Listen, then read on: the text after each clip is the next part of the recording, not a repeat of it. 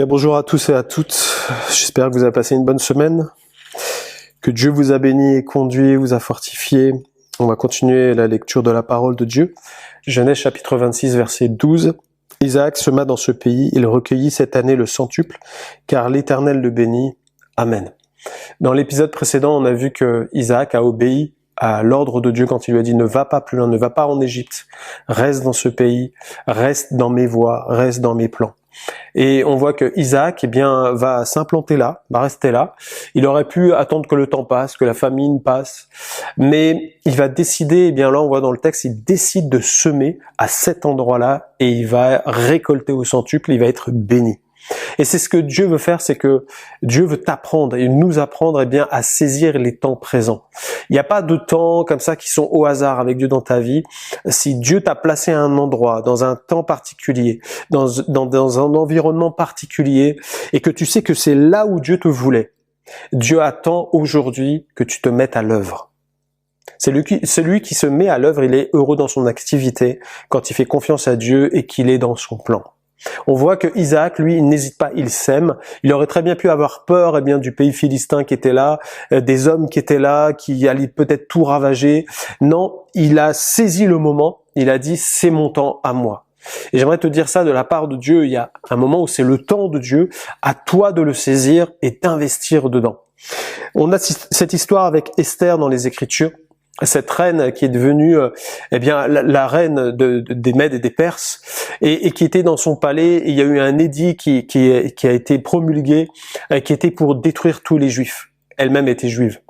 Et puis il y a Mardoché, son oncle, qui va lui écrire en disant « Tu es dans ton palais, c'est bien, tu es là où Dieu te veut, mais il y a autre chose pour toi, c'est que là, à cet endroit, à ce moment précis, tu es une pièce maîtresse dans l'œuvre de Dieu pour que les choses changent, parce que sinon on va tous mourir.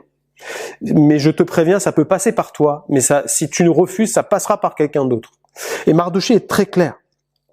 Et dans Esther 4,14, c'est marqué « Qui sait si ce n'est pas pour un temps comme celui-ci que tu es parvenu à la royauté ?»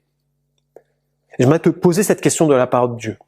Est-ce que c'est pas pour un temps comme celui-ci que tu as été placé dans cette entreprise?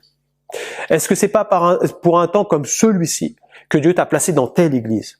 Est-ce que c'est pas un temps, propice pour toi en ce moment, pour, investir? Peut-être d'une manière que tu sais pas faire aujourd'hui, que Dieu va te montrer et que c'est le moment de faire, comme Dieu va le désirer.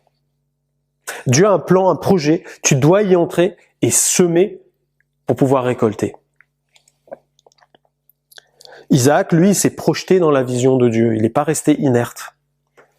Il a dit, il y a un plan. Si Dieu me dit de rester là, il aurait très bien pu me dire de partir ailleurs, il m'a dit de rester là. Alors je reste dans cette vision, de toujours être dans la prospérité avec mon Dieu. Nous sommes appelés à semer la parole de Dieu avec abondance. Nous sommes appelés à semer dans la vie du prochain avec abondance. Notre vision doit être celle-ci, c'est la vision de Dieu. C'est l'expansion du royaume.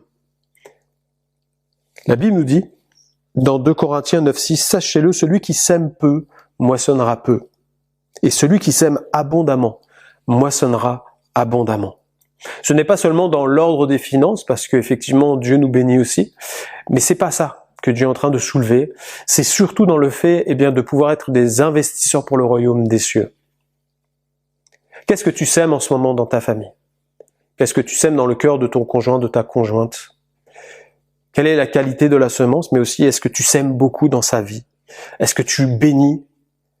Parce que si tu bénis ton épouse, par exemple, au lieu de la dénigrer peut-être, comme tu as l'habitude de faire, ou peut-être en train de l'opprimer, peut-être tu as des paroles qui servent à rien, qui sont vaines, alors que ton épouse a peut-être besoin d'encouragement en ce moment, que ça soit le moment pour toi de changer d'attitude et de dire je vais semer dans la vie de ma femme et je sais que je vais récolter quelque chose de bon derrière. Est-ce que tu as cette vision-là pour ton couple ou ta famille? Est-ce que tu es quelqu'un d'aigri, d'acerbe et qui va commencer à toujours se plaindre? Tu te plains, tu sèmes que de la plainte dans ta famille, mais tu sais que ce qu'on sème, on va le récolter. Si tu sèmes la plainte, tu vas récolter des personnes autour de toi qui vont mettre de la distance avec toi. C'est pour ça que parfois, tu peux te retrouver tout seul, Parce que les personnes vont dire, mais non, c'est toujours de la plainte, on n'en peut plus. Que Dieu puisse t'éclairer aujourd'hui et t'amener à la réflexion, de dire, mais qu'est-ce que tu es en train de semer? Et si tu sèmes des bonnes choses, alors sème abondamment. Ne retiens pas ta main. Sème de bonnes paroles, des paroles de foi, des paroles révélées, des paroles d'inspiration par le Saint-Esprit. Prie pour cela, pour que tu sois un homme, une femme, un jeune qui sème dans la vie de tes contemporains. Ils peuvent être chrétiens ou non, c'est pas un problème pour Dieu, on est appelé à semer.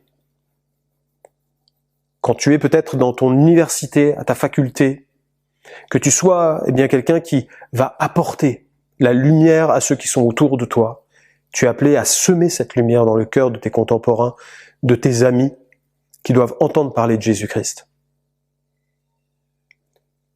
Que les craintes dans ton cœur soient chassées et que tu puisses saisir ce moment-là. Si Dieu t'a placé à tel ou tel endroit, il n'y a pas de hasard.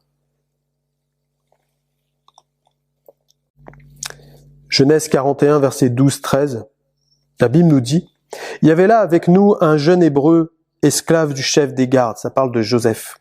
« Nous lui racontâmes nos songes et il nous les expliqua. Les choses sont arrivées selon l'explication qu'il nous avait donnée. Pharaon me rétablit dans ma charge et il fit pendre le chef des panetiers. Amen. » De quoi ça parle? Ça parle en fait d'une situation où Joseph était dans une prison et c'était pourtant un passage où Dieu avait permis qu'il arrive. C'était franchement négatif et personne ne voudrait terminer comme Joseph. Mais pourtant à cet endroit-là, il y a deux hommes qui vont venir le trouver, lui expliquer des songes qu'ils ont reçus. Il va leur donner l'explication des songes et ils vont revenir à la cour du roi. L'un va mourir mais l'autre va être élevé.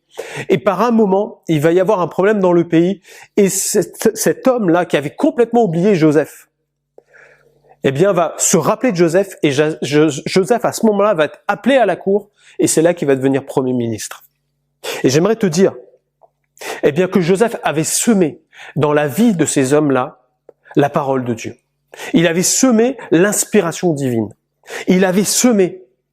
Et pourtant, il n'a pas eu la récolte tout de suite, parce que parfois, on ne récolte pas tout de suite. Parfois, ça prend du temps. Mais il y a eu une récolte quand même. Au moment où Dieu l'a voulu, il y a eu une récolte qui est arrivée. Et la récolte est venue par le cœur de cet homme qui a parlé au Pharaon et Joseph a été réhabilité et devenu Premier ministre du pays.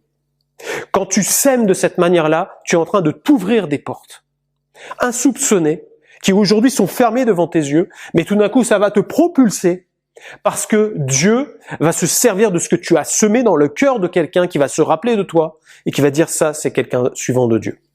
J'aimerais vraiment t'encourager aujourd'hui à avoir cette vision dans ta vie, à dire sème et tu récolteras. Que Dieu te bénisse. On va prier pour cela. Seigneur, je te prie, mon Dieu, pour que tu nous apprennes à semer de bonnes choses dans la vie de nos contemporains. Seigneur, pardonne-nous toutes les fois où nous avons retenu, Seigneur, nos cœurs de dire des choses de ta part à quelqu'un qui en avait besoin. Apprends-nous à saisir les temps, les moments, que ça soit favorable ou non, Seigneur, comme dit les Écritures, qu'on soit de ceux, Seigneur, mon Dieu, qui saisissent le temps présent afin de semer avec abondance. Merci de remplir le cœur de tes enfants d'amour, de bonté, Seigneur, du Saint-Esprit, afin de pouvoir semer dans les familles, dans tous ceux qui les entourent, que ça soit sur leur lieu de travail, que ça soit à l'école. Seigneur mon Dieu, merci de te servir Dieu d'eux comme du sel de la terre, Seigneur. Merci Seigneur, parce que tu les as enrichis pour qu'ils enrichissent les autres. Gloire à toi Seigneur. Merci notre Dieu. Amen. Que Dieu vous bénisse. On se retrouve la semaine prochaine.